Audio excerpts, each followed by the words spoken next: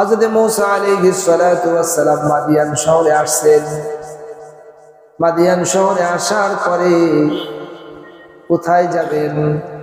কোথায় যাবেন কি করবেন, তিনি এক জায়গায় দেখলেন একটা বড় কূপ। সেই কূপের পাশে দুইজন নারী দাঁড়িয়ে আছে পিছনে, আর অন্যান্য মানুষের খুব জটলা, খুব ভিড়।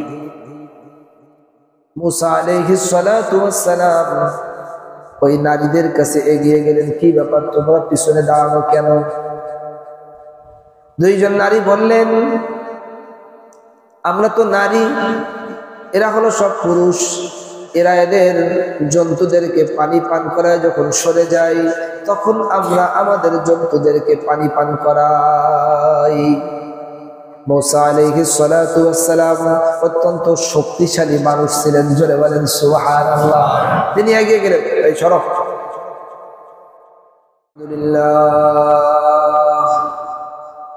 আলহামদুলিল্লাহ নাহমাদুহু ওয়া নাস্তাঈনুহু ওয়া নাস্তাগফিরুহু ওয়া নু'মিনু বিহি ওয়া নাতাওয়াক্কালু আলাইহি ওয়া নাউযু বিল্লাহি মিন শুরুরি আনফুসিনা ومن سيئات أعمالنا من يهده الله فلا مضل له ومن يضلله فلا هادي له ونشهد أن لا إله إلا الله وحده لا شريك له ونشهد أن سيدنا وسندنا وحبيبنا وطبيبنا ومرشدنا ومحبوبنا ومولانا محمد صلى الله تعالى عليه وعلى آله وأصحابه وبارك وسلم. أما بعد فأعوذ بالله من الشيطان الرجيم. بسم الله الرحمن الرحيم. قل لئن اجتمعت الإنس والجن على أن يأتوا بمثل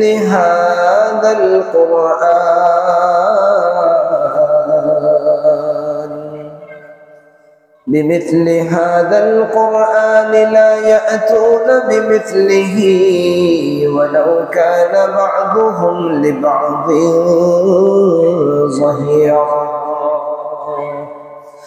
اللهم صل على محمد وعلى آل محمد كما صليت على إبراهيم وعلى آل إبراهيم إنك حميد مجيد. اللهم بارك على محمد وعلى آل محمد كما باركت على إبراهيم وعلى آل إبراهيم إنك حميد مجيد. بلغ العلا بكماله كشف الدجى بجماله حسنت جميع خصاله صلوا عليه وآله. سهل سال عمر عزیزت گذشت، سهل سال عمر عزیزت گذشت، مزاج تو از حال طفلی نداشت.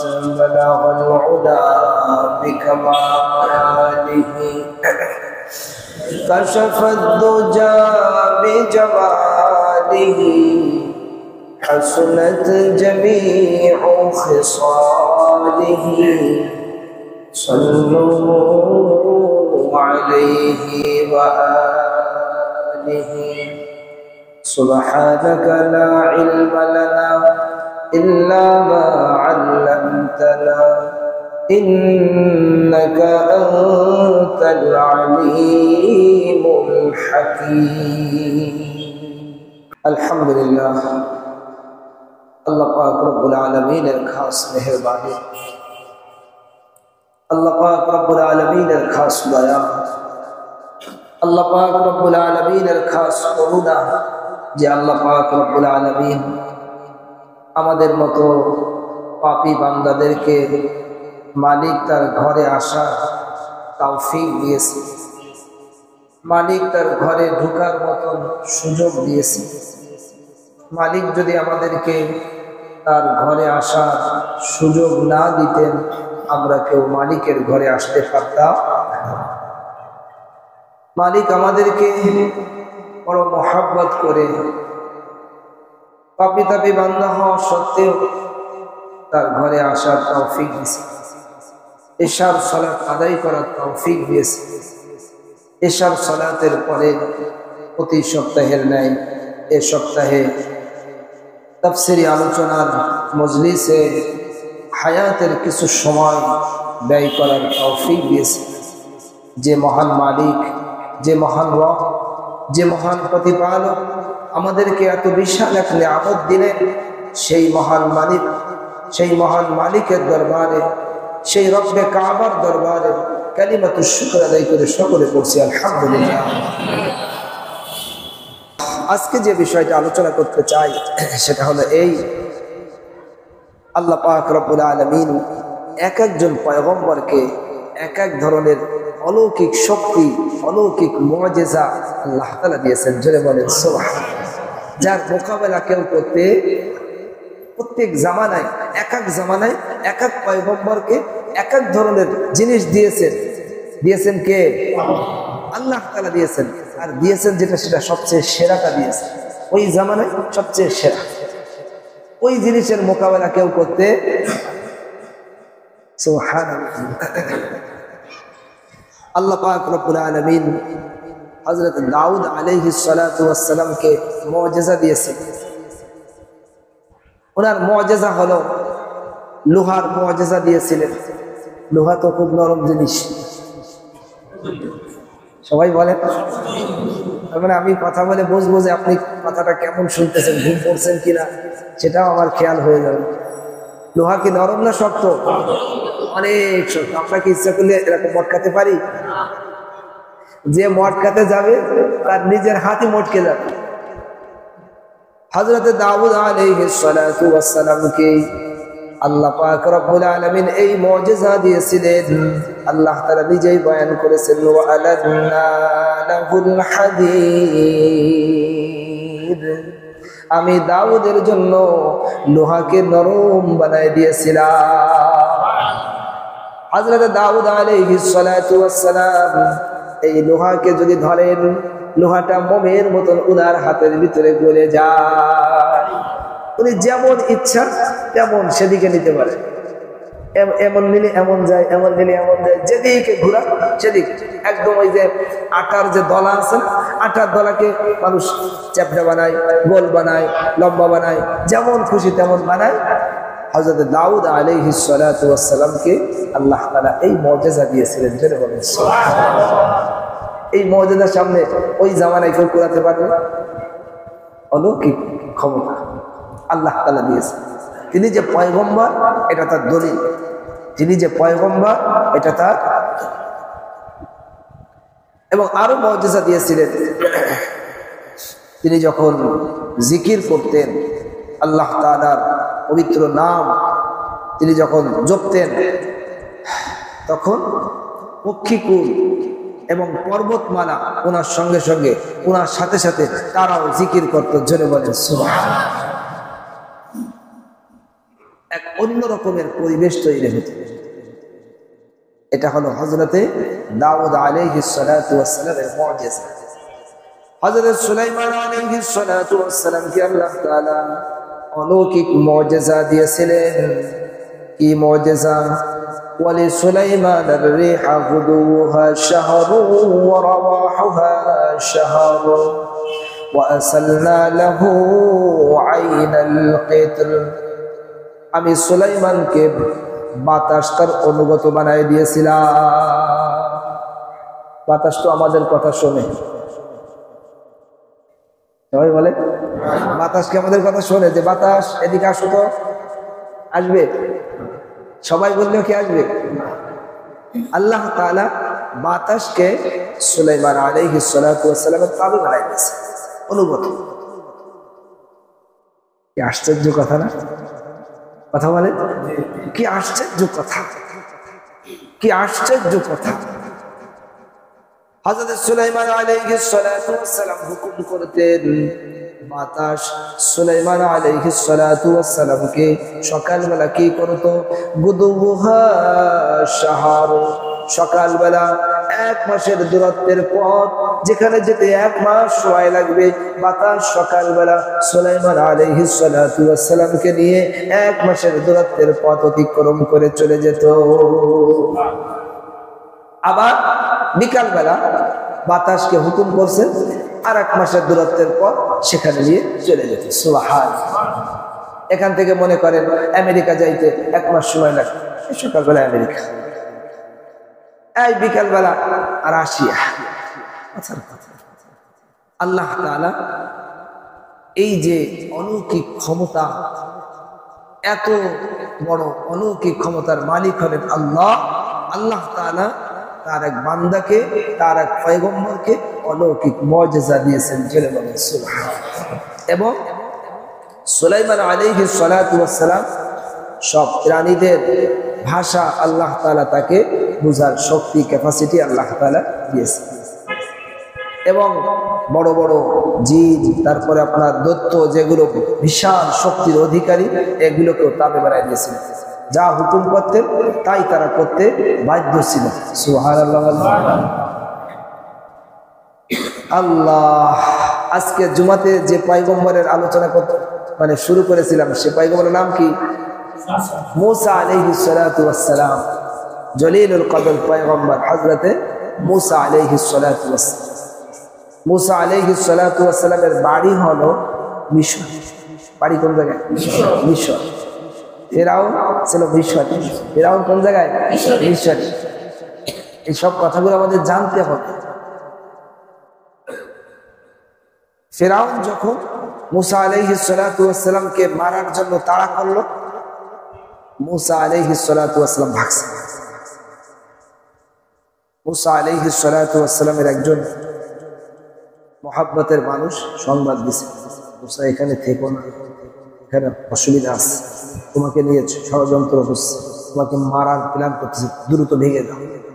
মুসা আলাইহিস সালাতু ওয়াস সালাম আজদো কানদো এলাকা সাইডে সাইডে যেতে যেতে আপনার মিশর ছাড়তে ছাড়তে চলে আসলেন মাদিয়ান শহরে। কোন জায়গায়? মাদিয়ান শহর। হযরত মুসা আলাইহিস সালাতু ওয়াস সালাম মাদিয়ান শহরে আসছেন। মাদিয়ান শহরে আসার পরে কোথায় যাবেন, কোথায় যাবেন, কি করবেন?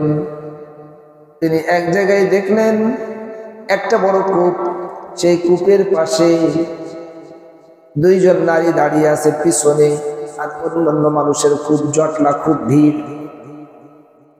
মুসা আলাইহিস সালাতু ওয়াস সালাম ওই নারীদের কাছে এগিয়ে গেলেন, কি ব্যাপার, তোমরা পিছনে দাঁড়ানো কেন? 2 জন নারী বললেন, আমরা তো নারী, এরা হলো সব পুরুষ, এরা এদের জন্তুদেরকে পানি পান করায়, যখন সরে যায় তখন আমরা আমাদের জন্তুদেরকে পানি পান করাই। মুসা আলাইহিস সালাতু ওয়াস সালাম অত্যন্ত শক্তিশালী মানুষ ছিলেন, জোরে বলেন সুবহানাল্লাহ। তিনি এগিয়ে গেলেন, এই শরফ, ওই 2 জনের পানির ব্যবস্থা করে দিলেন, তারা পানি পান করে। সকাল সকাল, অন্যদিন যায় সেই আরো 2 ঘন্টা পরে, সকাল সকাল বাসায় চলে গেছে। আব্বা জিজ্ঞাসা করছে কি ব্যাপার, সকাল সকাল আসলে কিভাবে? বলছে আব্বা এই কাহিনী, একজন শক্তিশালী মানুষ সে আসলো, এসে সব লোকজন সরাই দিয়ে সে পানি টানি ব্যবস্থা করে দিল, সেরকম শক্তিশালী মানুষ। কারণ আরো আমাদের এলাকার মনে হলো না, মনে হলো অন্য এলাকার মনে হলো। তাহলে তো তার পারিশ্রমিক দেওয়া লাগবে, তাহলে তাকে কি দেওয়া লাগবে? পারিশ্রমিক দেওয়া। তাহলে ডেকে নিয়ে আসো। দুই বোনের এক বোনকে ওনাদের পিতা পাঠিয়ে দিয়েছে, ডেকে নিয়ে গেলেন। লম্বা কথা আমি সংক্ষেপে বলছি। আল্লাহ, বাসায় নিয়ে যাওয়ার পরে কথোপকথন হলো। এই দুইজন নারীর যে পিতা তিনি হলেন আরেকজন পয়গম্বর, হযরত শুআয়ব আলাইহিস সালাতু মাদিয়ান শহর শুআয়ব আলাইহিস সালাতু ওয়াসসালামের এলাকা। শুআয়ব আলাইহিস সালাতু ওয়াসসালাম বললেন, তোমাকে আমি পারিশ্রমিক দিতে চাই। এবং সবকিছু শোনার পরে বললেন যে তাহলে তুমি একটা কাজ করো, তুমি আমার এখানে থাকো এবং তোমাকে চাকরিও দিচ্ছি। আমি তো বৃদ্ধ মানুষ, কিছু করতে পারি না, এবং তোমাকে এমনি এমনি রাখবো না, তোমাকে আমার দুই মেয়ের এক মেয়ের সঙ্গে তোমাকে বিবাহ করাই দিচ্ছি। জোরে বলেন সুবহানাল্লাহ। মুসা আলাইহিস সালাতু ওয়াসসালাম এর আগে একটা দোয়া করছিলেন, রব্বি আন্নী লিমা আনজালতা ইলাইয়া মিন খায়রিন ফাকির। ওগো আল্লাহ, আমার এখানে কেউ নেই, ঘর নেই, বাড়ি নেই, আমি পরদেশী মানুষ, এখানে কাউকে চিনি না, থাকারও জায়গা নেই, কোনো চাকরিও নেই, টাকা পয়সাও নেই, খাবারও নেই, কিচ্ছু নেই। রব্বি আন্নী লিমা আনজালতা ইলাইয়া মিন খায়রিন ফাকির। ওগো আল্লাহ, আপনি আমার উপরে যে অনুগ্রহ নাজিল করবেন, আমি সেই অনুগ্রহের মুখাপেক্ষে আমি ফাকির। আল্লাহ আল্লাহ তাআলা তার দোয়াকে কবুল করে নিয়েছেন। সুবহানাল্লাহ। ওইখানে চাকরি হলো 10 বছরের। কয় বছরের? 10 বছর। দীর্ঘ 10 বছর চাকরি করার পরে সংসার ধর্ম হচ্ছে, থাকার জায়গাও হলো, চাকরিও হলো, খাবারেরও ব্যবস্থা হলো, বাড়ি সব ব্যবস্থা কে করে? আজ আমরা অনেক মুসলমান, আমরা বুঝতে চাই না যে আমি যদি এই হারাম রাস্তায় না যাই তাহলে মনে হয় আমার রিজিকের মনে হয় ব্যবস্থা হবে না। এটা আমাদের ভুল ধারণা, এটা আমাদের ভুল ধারণা। আল্লাহ তাআলা সম্পর্কে আমাদের যে বিশ্বাস থাকার কথা, আসলে আমাদের সেই বিশ্বাসটা সেভাবে নেই। ঘুষ দিয়ে আমার চাকরি নিতে হবে, ঘুষ দিয়ে এই করতে হবে, করবো না ওটা, করবো না ওটা। দেখি আল্লাহ খাওয়াই কিনা। কি আল্লাহ তাআলা যে বান্দা যেমন চিন্তা করবে, আল্লাহ তাআলা ওই বান্দার জন্য ওই রকমের ফয়সালা করবে। যে যেমন চিন্তা করে আল্লাহ তাআলা তার জন্য সেই ফয়সালা করে দেবেনই দেবেন, একদম, এতে কোনো ভুল নেই। সুবহানাল্লাহ।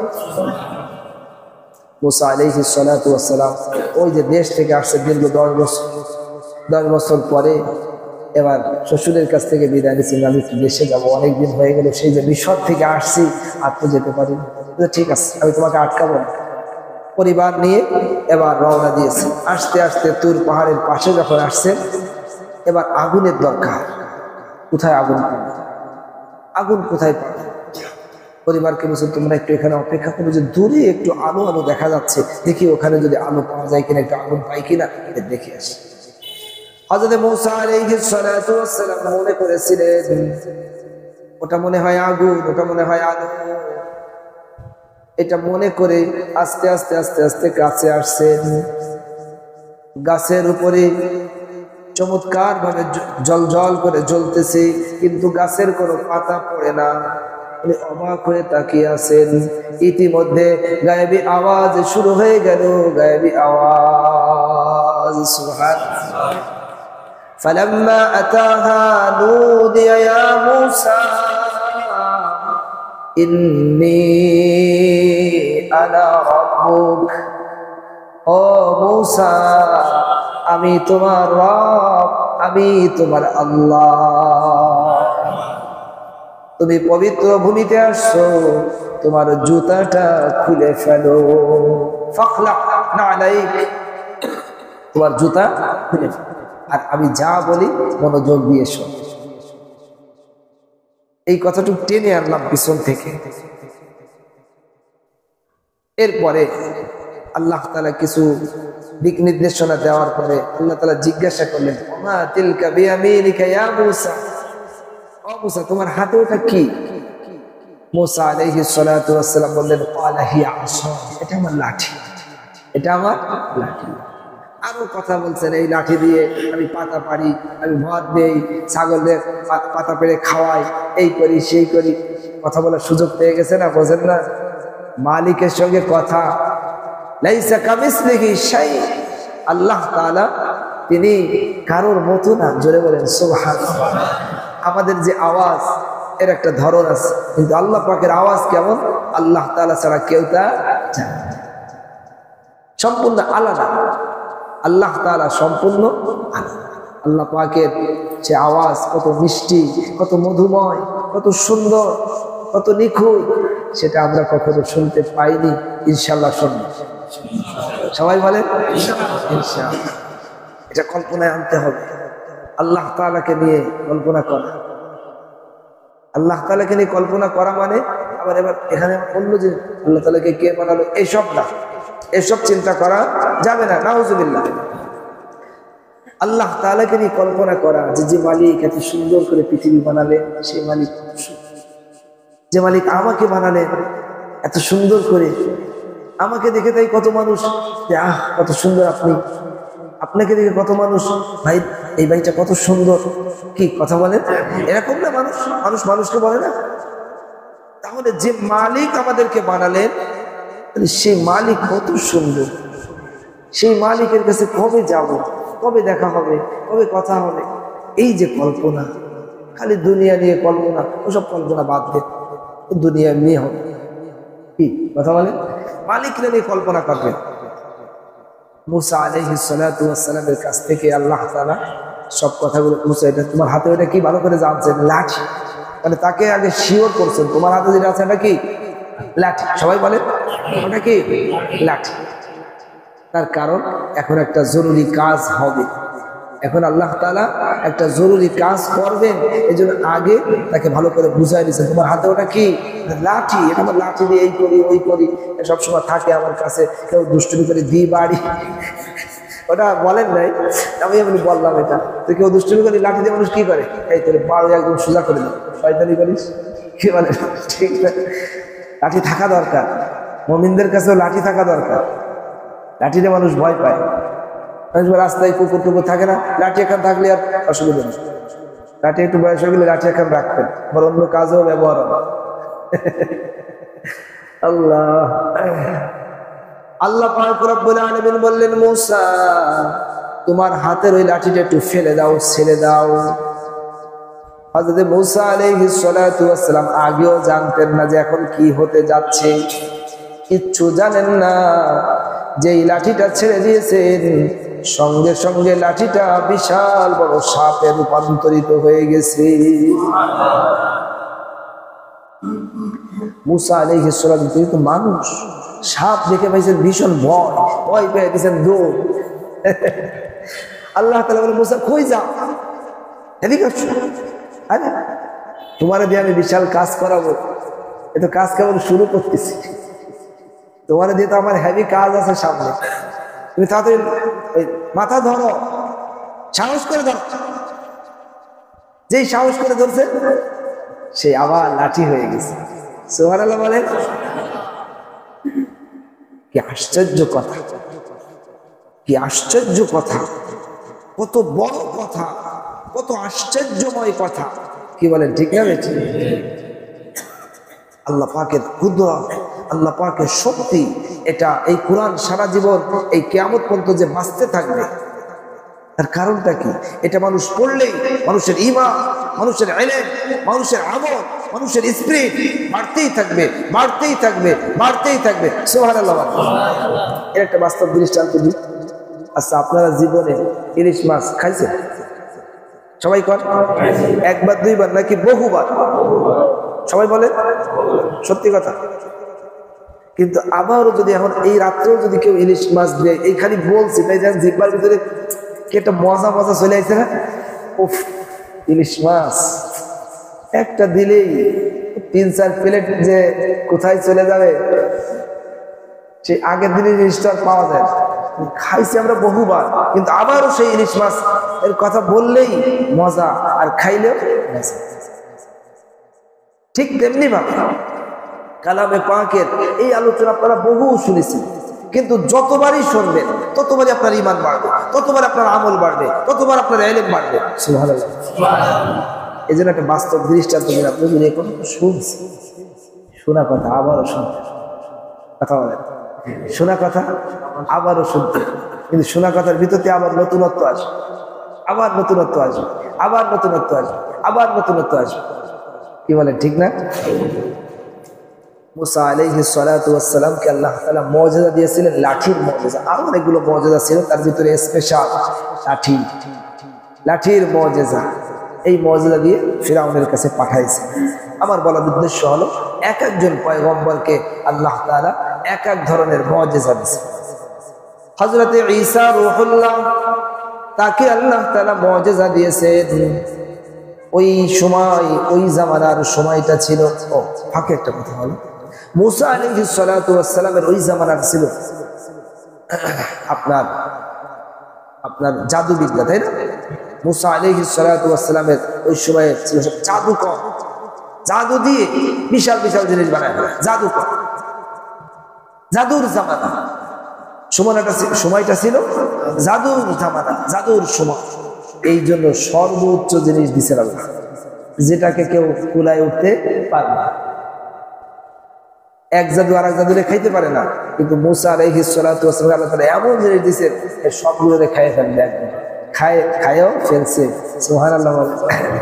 এরপরে ঈসা আলাইহিস সালাতু ওয়াস সালাম, তাকে আল্লাহ তাআলা ওই জামানাটা ছিল ডাক্তারি সর্বোচ্চ পর্যায়ের, চূড়ান্ত পর্যায়ে ডাক্তারি বিদ্যায় পারদর্শী। আল্লাহ তাআলা ঈসা আলাইহিস সালাতু ওয়াস সালামকে এমন মুজিজা দিয়েছে, ওরা তো অনেক কিছু করতে পারে, নিখুঁত ভাবে কাজ করতে পারে, কিন্তু মরা মানুষ তারে তো জীবিত করতে পারে না। আর হযরতে ঈসা আলাইহিস সালাতু ওয়াস সালামকে আল্লাহ তাআলা এমন মুজিজা দিয়েছেন, আচ্ছা তোমরা তো বিশাল কাজ করো, আমি একটা পারি। সুবহানাল্লাহ। আমি ওই যে মরা মানুষটার মরার আগ পর্যন্ত তোমরা কত কিছু কারিশমা খাটালে, ঔষধ পানি দিলে, সামাসামি বহুত করলে, পারলে না। আমি এই মরাটারে জেতা বানাতে পারি, তাই নাকি? আমি এই মরাটারে জেতা বানাইতে পারি, তাই নাকি? করো তো দেখি, করলে তুমি যদি জেতা বানাইতে পারো, আমরা ইমানদার হয়ে যাবো। হযরত ঈসা আলাইহিস সালাতু ওয়াস সালাম কবরের কাছে গিয়ে বলতেন, কুম বিইজনিল্লাহ, হে আল্লাহর বান্দা, আল্লাহর হুকুমে উঠে যাও, দাঁড়ায় যাও। সুবহানাল্লাহ। আর মুহূর্তের ভিতরে কবর ফেড়ে সেখান থেকে ওই বান্দা জীবিত হয়ে যেত। সুবহানাল্লাহ। এটা হযরত ঈসা আলাইহিস সালাতু ওয়াস সালামকে আল্লাহ তাআলা এই মুজিজা দিয়েছিলেন। আরো মুজিজা দিয়েছিলেন, কুষ্ঠরোগী, জন্মান্ধ, একটা পোষা দিবেন, ভালো হয়েছে, একটা পোষা দিবেন, সব কমপ্লিট। আর মাটি আছে না, সবাই বলে মাটি দিয়ে পাখির আকৃতি বানাইছে। বাচ্চারা ছোটবেলায় খেলছে না, পাখি বানায়, এ বানায়, তা বানায়, হাড়ি বানায়, কড়াই বানায়, ছোটবেলায় কত আমরা খেলছি। আল্লাহ এই মাটি দিয়ে পাখি বানায়, আল্লাহর হুকুমে উড়ে যাও, পাখি জীবিত হয়ে আল্লাহর হুকুমে উড়ে যায়। এই যে মুজিজা আল্লাহ তাআলা হযরত ঈসা আলাইহিস সালাতু ওয়াস সালাম, সর্বশেষ পয়গম্বর, আপনার আমার নবী সাইয়্যিদুল মুরসালিন, ইমামুল মুরসালিন, নবী মুহাম্মদুর রাসূলুল্লাহ সাল্লাল্লাহু আলাইহি ওয়াসাল্লাম। বিশ্বনবীর যে জামানা ছিল, যে সময়টা ছিল, সেই সময়টা ছিল হলো সাহিত্যের সময়। সময়টা কিসের? সাহিত্য, ভাষা, অলঙ্কার। আরবরা তারা লেখাপড়া জানে না, কিন্তু তারা সাহিত্য চর্চায় তারা ছিল সবার ঊর্ধ্বে। তাদের গর্ব ছিল যে আমরা যে সাহিত্য জানি, আমাদের সামনে সারা দুনিয়ায় কেউ টেকবে না। সুবহানাল্লাহ। শত শত হাজার হাজার কবিতা উপস্থিত, সাহিত্য চর্চা। আল্লাহ তাআলা সেই জামানায় পবিত্র কোরআনুল কারীম সাহিত্যের একদম লিডার, সাহিত্যের লিডার, অলংকার পূর্ণ, সাহিত্য পূর্ণ, সর্ব উৎকৃষ্ট কিতাব আল্লাহ তাআলা রাসূল পাক সাল্লাল্লাহু আলাইহি ওয়াসাল্লামের উপরে নাযিল করে দিলেন। জোরে বলেন সুবহানাল্লাহ। যে আয়াতে কারিমা তিলাওয়াত করেছি, এই আয়াতের ভিতরে আল্লাহ তাআলা বলেন, قل لئن اجتمعت الإنس والجن على أن يأتوا بمثل هذا القرآن لا يأتون بمثله ولو كان بعضهم لبعض ظهيرا। হে নবী, আপনি বলে দেন, সমস্ত মানুষ আর জিন যদি একত্রিত হয়, সব মানুষ সব জিন একত্রিত হয়েছে, এক জায়গায় জমা হয়েছে, তাম দুনিয়া সমস্ত মানুষ সমস্ত জিন এক জায়গায় একত্রিত হয়েছে। একত্রিত হয়ে তারা যদি একজন আরেকজনকে সাহায্যকারী হয়, সাহায্য করে, এই কোরআনের মতো একটা কোরআন বানায় আনার জন্য যদি সবাই একত্রিত হয়েছে, আমরা এই কোরআনের মতো একটা কোরআন বানাবো। আল্লাহ তাআলা বলেন, লা ইয়াতুনা বিমিথলিহি, এই কোরআনের মতো কোনো কোরআন, এই কোরআনের মতো কোনো আয়াত, এই কোরআনের মতো কোনো সূরা তারা বানাতে পারবে না। জোরে বলেন সুবহানাল্লাহ। রাসূল পাক সাল্লাল্লাহু আলাইহি ওয়াসাল্লামকে যত মুজিজা দেওয়া হয়েছে, তার ভিতরে শ্রেষ্ঠ মুজিজা হলো পবিত্র কোরআনুল কারীম। জোরে বলেন সুবহানাল্লাহ। আর একটা মেসেজের কথা শুনেই আমাদের আলোচনাকে আমরা এখন শেষ করব। আল্লাহ তাআলা অন্যান্য নবীদেরকে যে মুজিজা দিয়েছিলেন, ওই নবী বিদায় নিছেন, ওনার সাথে সাথে মুজিজাও বিদায় নিছে। খেয়াল করে, হযরত দাউদ আলাইহিস সালাতু ওয়াস সালাম বিদায় নিয়েছেন, কেউ আর ওই লোহা দিয়ে নিজের হাত দিয়ে আর বানাতে পারে না। সুলাইমান আলাইহিস সালাতু ওয়াস সালাম বিদায় নিয়েছেন, ওনার সাথে সাথে ওনার সে মুজিজাও বিদায় নিয়েছেন। সকাল বিকালে সেই যে বাতাস যে নিয়ে যাবে, ওটা আর চলে না।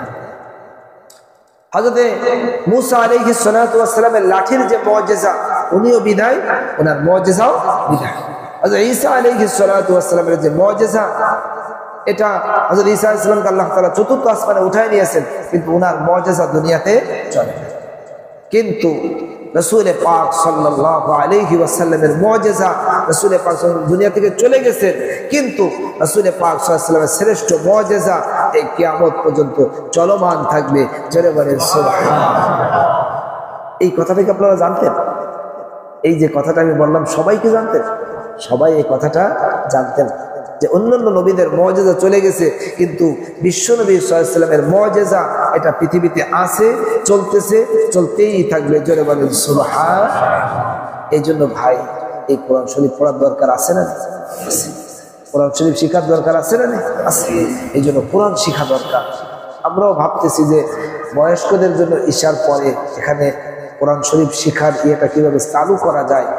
আমরা যখন প্রথমে এখানে আসছিলাম, তখন কয়েক ভাই বলছিলেন যে হুজুর এটা করেন, তখন তো কেবলমাত্র আসলাম, কিছুদিন হয়েছে। আস্তে আস্তে আমরা চাচ্ছি জানুয়ারি থেকে যদি শুরু করা যায়, ঈশার পরে আধা ঘন্টা দোতলায় নিরিবিলি বসে আধা ঘন্টা কোরআন শরীফ শিখা, কোরআন শরীফ শিক্ষা করা খুবই দরকার। শুধু আক্ষরিক জ্ঞান না, কোরআনের যে আক্ষরিক জ্ঞানটাও শিখা, কোরআনের আমলটাও শিখা, কোরআনের দিকে মানুষকে আকৃষ্ট করা, এটা আমাদের খুবই দরকার। আজকে আমরা যে আলোচনা বললাম, শুনলাম, আল্লাহ তাআলা আমাদের আলোচনাকে কবুল করে বলেন আমিন।